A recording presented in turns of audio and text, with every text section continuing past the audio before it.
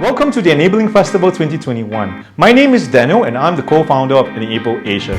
Due to the current pandemic situation, this festival will continue to remain an online festival for 2021. The festival really aims to challenge, to explore, to shape perceptions and the understanding of dementia as well as caregiving, but through technology and the arts. Well, this year's focus is on taste, and we have curated many different programs surrounding taste for you. So please visit us at enableasia.org to see what we have to offer. Please enjoy the upcoming programs. Hello, my name is Baba Richard Tan, and with me on my left is Henry Heng. Hello, hi everyone. And on my right is Reggie Ismail. Hello, nice to meet you all. You know, this year, the Enabling Festival 2021 theme is all about taste.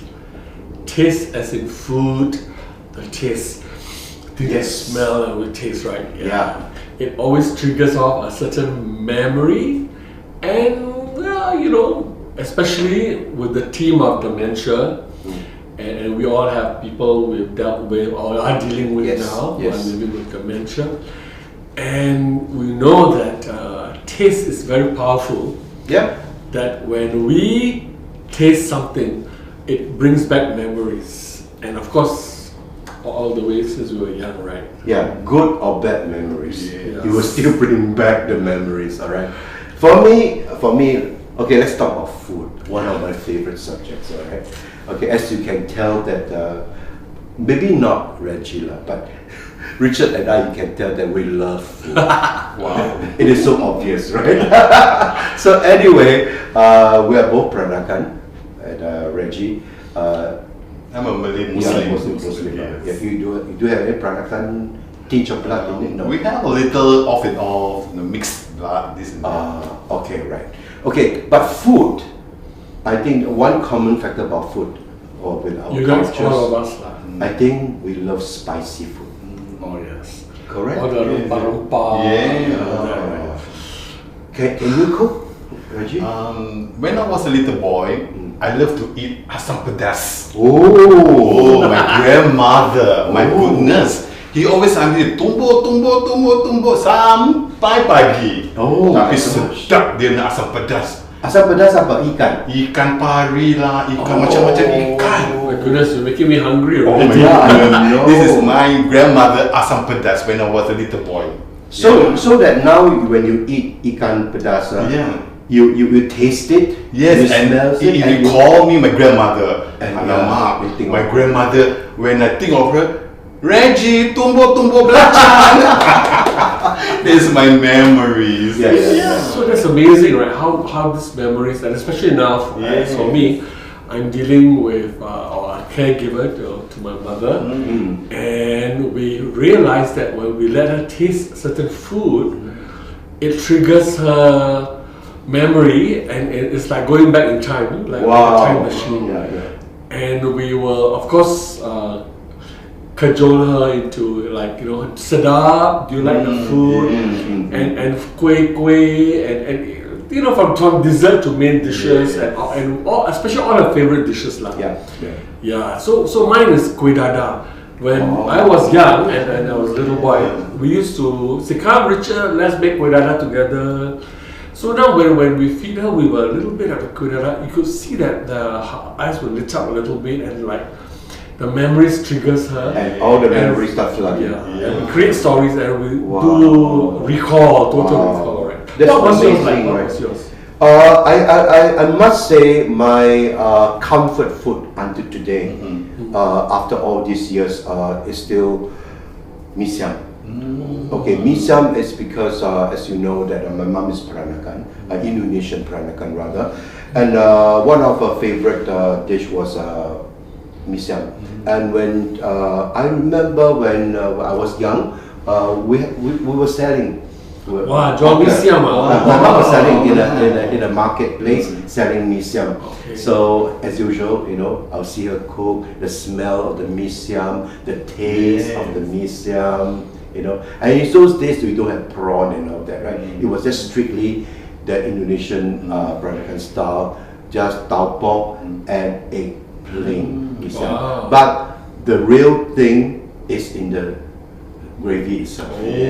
So every time when I taste mee siam, I can see in my mind the scenario, my mother's face, my mother's hawker center, and I used to like take the plates and bring it to customers too. Like a waiter, yeah. I was a little waiter. I was schooling, and one plate was only 30 cents during my time. So I would then bring it to them and all that. So taste really brings back memories, and hopefully these are all it must be good memories because we're talking about food, right? Unless you don't like a certain food and a certain food brings you bad memories and experience, but very little, I think. Right. So when your mom in the later part of her life, when she was coping with dementia.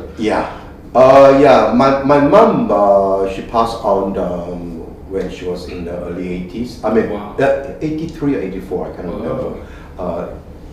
83 years old. Yeah, and the last 4 years, she had some medical problem.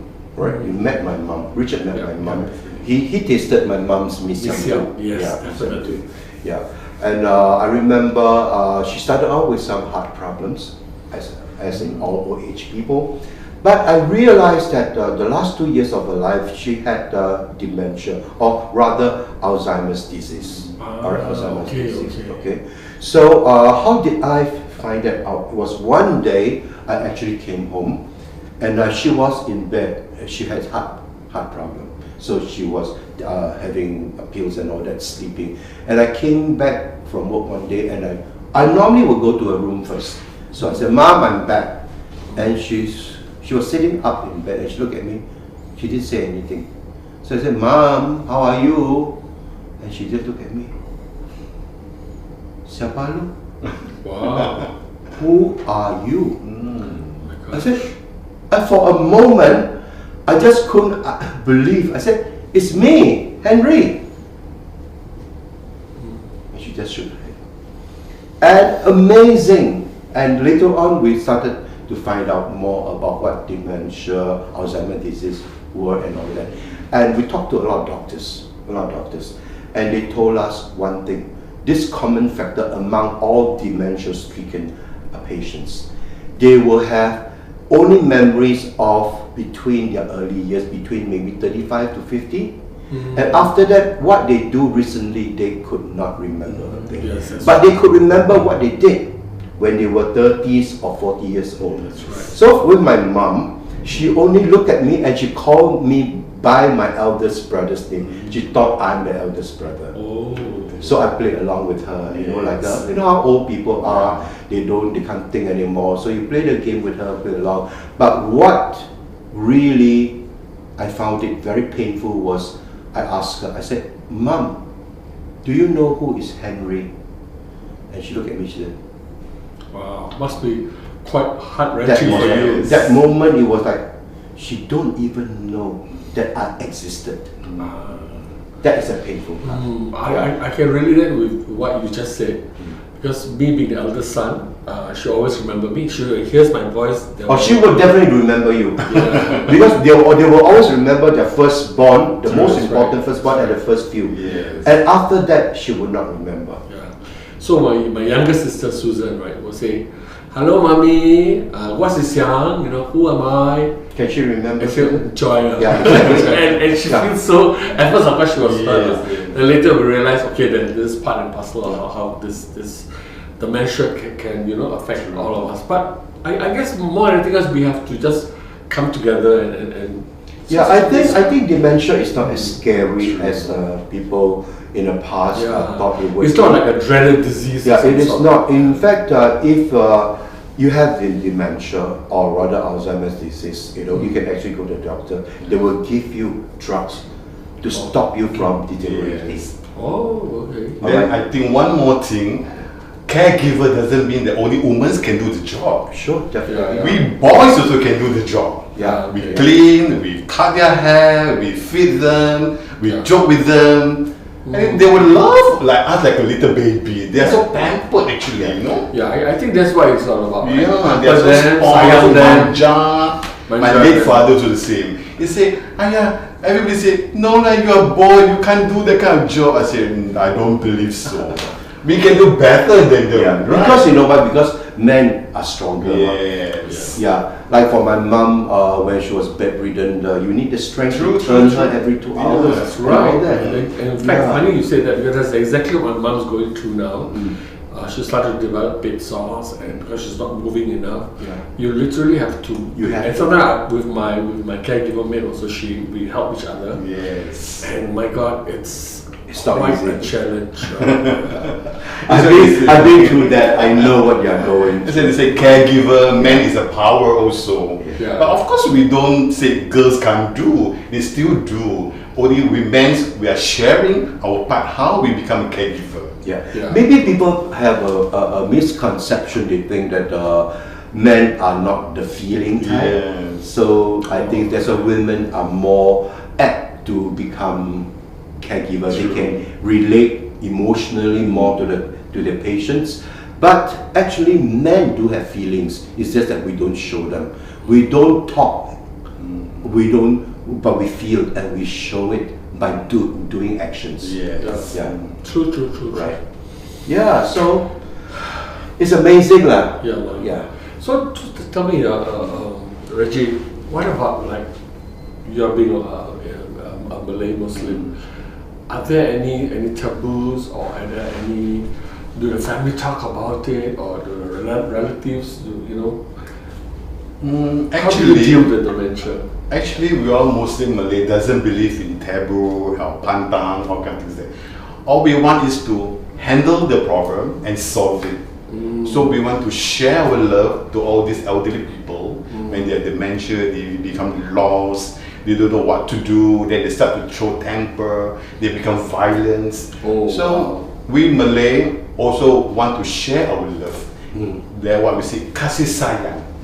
So we kasih sayang, we love them, even though when we was a little children, they take care of us. So when they grow old, It's our turn to take care of them. they become our baby. Yeah. So we cannot pantang, we cannot scare, we cannot worry about that. We have to be strong. We got to share and give this Malays semangat. Yeah, that's what we all Malay believe that way. Actually, not just Malay. In fact, I heard of this so-called pantang thing. Yes. Because in the past, not many people understood what the dementia was all about. It was still very new term then, many years ago. And they will look at like even people who are depression. They have depression and they kept to themselves and all that, and they don't talk, they don't communicate with people, and they start to do things. Other people look at him and say that he's weird. He's weird. true. But not understanding that the person is going through a depression. Yes, they're feeling. The feeling, and they think that some people, because they don't understand, so they tend to say, "Oh, maybe Maybe they there's think it's something just, wrong yeah, with him yeah, up there." yeah. They don't know that it's not something wrong. It's just it is something wrong, but it's not that way of wrong. Yeah, It's true. you have to go to the root of what is happening with him. That's In this case, it's dementia, or depression. Dementia people can get very violent. I remember my mom. Wow. Yeah, sometimes she out of the blue she will throw things. Wow. She will throw things. I don't know why, but I talked to some dementia-stricken people, caregiver. They said that yes, most of them display this. That once in a while, but they have, of course, a very violent one and not so violent one. True. But they have a certain temper Yeah. within. I don't know. I feel that it's something that they've been building up inside. Yeah, They could I not can say relate it to out. what you just said, Henry. Because I also observe it in my mom sometimes. But my mom has always been more of a gentle type. She doesn't really go into burst. Except that when we are teasing her and she's eating or something, and suddenly as my maid was trying to clean her face, she suddenly spit everything out on her. I said, "Oh my goodness!" And out of sheer frustration we feel. It's not just that, because she herself is feeling very angst. and she's taking it out. She does like, what can I do? I can't do what I used to do. So she just bursts it. But my maid is amazing. She will just clean her out and say, it's okay, mommy, don't worry. I know you're hungry. And after that, she comes down. She comes down, and then you just have to hold her, sayang her again, hold her hand, and then she's fine. I think there are many ways of how we cope. And I noticed that all types of dementia-stricken patients, they all behave differently. Some talk a lot. Some are very, very quiet. Some, I know a friend's mother, he was telling me, he said that, I love my mom now. I said, why? Because she used to be so slim, she doesn't want to eat anything. But now she keep on asking, I want to eat, I want to makan, I want to makan, I want to makan. So he said, I really enjoy feeding her. Very funny. I enjoy feeding her. Well, that's very healthy. So, I mean, it's important that even today, I mean, we are in the midst of a pandemic for the past 2 years already. And yes, make our life so-called more difficult, or try to inconvenient, accustomed to the so-called new normal. So I don't know, how does Richard, your mom, is she diagnosed with the dementia or no? Well, we've been living with her coping with dementia for the last 5 years already, and we literally saw how it has regressed, right, and deteriorate her mental state from being able to talk, to communicate, to respond, to now she's just closing her eyes and she's not doing very much. And but her ears are still sharp, and she knows what's happening around her. So we have to literally try to get her to respond. Sometimes even a simple is good enough. She knows, yes, that means she is responding. And it's tough because my mom can be very talkative when of course in the younger days. We can't take her out. At one point in time, we used to put her in a wheelchair, take her for a walk and all that, but now all that is gone. And she can't even go for a jab because she's too weak. She's in her 80s or mid-80s. And we don't think, even the doctor says there's nothing you can do except make sure that whoever visits her now, be very careful, be very mindful about, their health, right? Because we don't want to have a symptomatic carrier coming in, and then it will get things will get complicated, right? But actually, in this pandemic, like in your mom's case, they have a service. They will actually go to your house to inject it for you.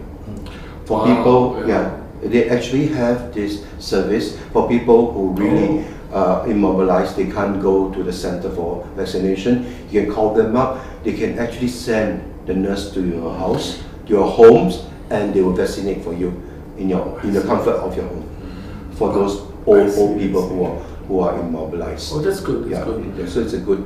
So I know that this COVID thing has put a strain in all our daily activities and all that, and I'm sure it's even more so with people who are down with Alzheimer's disease, dementia and all that, and with a caregiver, a caregiver, in fact, everyone is affected to a certain extent. All right. So I think we need to be even more patient with it. I think it's a matter of time, right? Sooner or later, we're going to have your parents are going to be getting older. Someone is going to. Of course, we hope that it won't happen. But when they should, and then we hear stories of our relatives or somebody's mother or father going through this. It's good for us to know more and to learn, because these things happen, right? You work in the hospital, right? So tell us. When you grow 50 to 60, you don't know what will happen to us. So it's to be prepared now. So we learn what is dementia, who is our caregiver. So from there, we are prepared for the time when we become 50 to 60. So that's why everybody have to share. Most important, we got to share our love. That's how the dementia will stay calm. I totally agree with Reggie, actually. Because when I used to look at my mom, I understand that I don't know, in her strange silence, I could feel that there is something in her that she want to say, but she could not say because of the Yes. speech, the kind of thing. True. So, you are right. Love, universal love, unconditional love, is something that is so magical at the times that sometimes all you have to do is to love the person Yes. unconditionally, and it will give a certain vibes True. and distress the person. Just open our heart for love. Yeah. I'm sure we can do that. And let's do it for one for all for one. We're all Singaporeans, and we're all at an age whereby we might be dementia stricken, anytime. You never know, right? You never know. I mean, We are we are well ready. prepared for it already. Sometimes certain things in life is inevitable. Yes. So, but not to worry, as long as you talk about it. What problems you have, talk to your friend. Just share. Talk to And your not only that, you know what? Sometimes in a situation like that, it brings the family together. Yeah. True. And for me, I realized my family, my siblings, are even closer than ever. Good. We always make sure that we will create, whether it's somebody's birthday or like yesterday, it was Mooncake Festival. You find a reason just to come together. Yeah. And then when mom's sitting in a wheelchair and she hears all this sound buzzing, Hey, she it can makes her tell. happy. You Yes. see that She there's knows. a certain joy, right? Yeah, she can feel it. And especially her favorite grandchildren. Yeah, so yeah, it was yeah. just I'll just humor my nephew and niece and say, go spend some time with grandma. Just sit down and just doesn't matter what you want to talk. Just find something to, and that keeps they look forward to it, right? Yeah, true. And so when we tell them, hey, we're gonna, next month we're gonna have somebody's birthday, and my mom, her 85th birthday is coming, so we'll take we do a toa sajit for you and all that. Yes. It keeps them something to look forward to. Yeah. When they have a Tok Panjang, remember to call us. Yeah. Okay, thank you, boys. Okay, I've drafted 3 surprise questions for you guys. Wow. Take a pick and then read it out, and if you can, answer it. Anyone? Anyone? Oh, okay. Richard? Go, Reggie, go on. Go first lah. Take Thank you. You want to start with A first, B, yeah? and C. Oh, A first. A first. Who's A? You go Me, first. me. What is I'll your read out the question first. If dementia is a person, what will you tell him or her? Okay, you think about it, then maybe Henry, you read it out. Okay. Of the 5 senses, you can only keep one. What will it be and why? Sight, smell, sound, taste, and touch. Me, Reggie, will be, how do you want to preserve your memories? Short and sharp. Well, if dementia were a person, I will say to the person,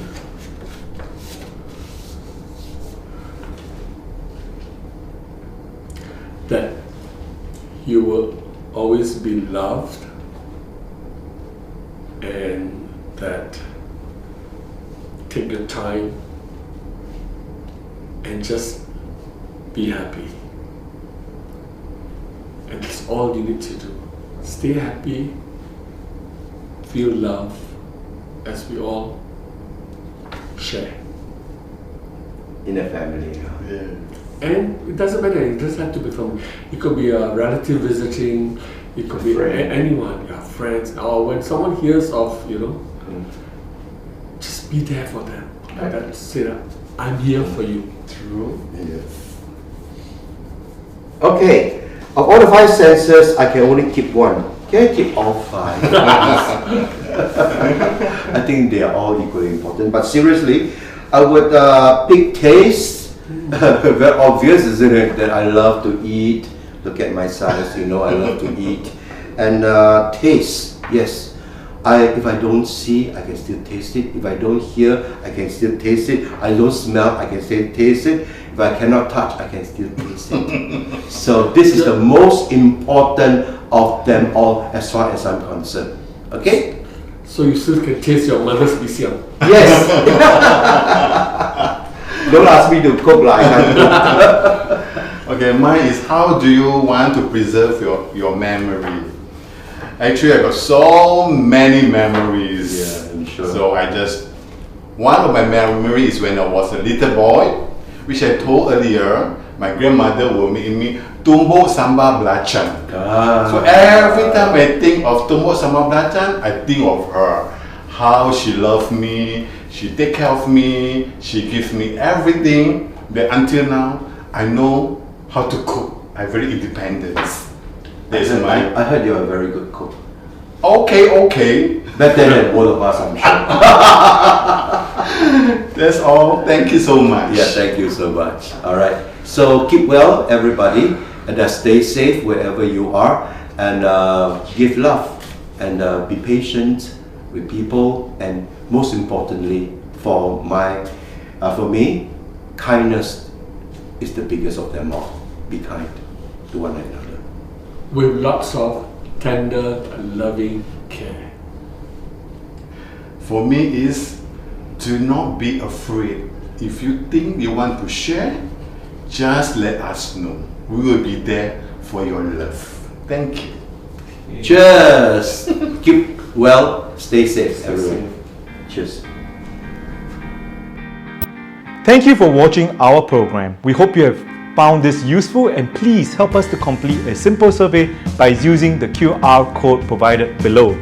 This will help us to improve and fulfill our requirements for the various sponsors. If you want to find out more about the Enabling Festival 2021, please visit our Facebook page, our Instagram, our TikTok, and website to see more what we have more lined up for you. The Enabling Festival is in its 4th year now, and it certainly has been a very rewarding journey. We hope we can pledge $1 or more to this cause, because this will further help our cause for dementia community. Thank you, take care, and stay safe.